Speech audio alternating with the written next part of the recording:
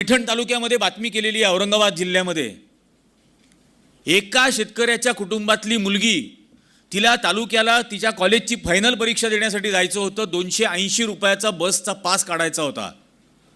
बाप दिवसभर गावात फिरून आला।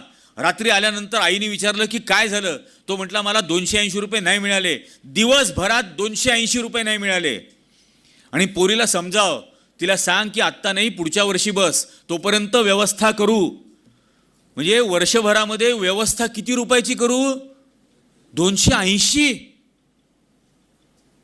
आणि मग हे शेजारच्या खोलीत मुलीने ऐकलं, मुलीने फास लावून घेतला की हा माझा बाप जो माझ्या पाससाठी 280 रुपये नाही आणू शकत आहे, हा माझं लग्न कसं लावेल?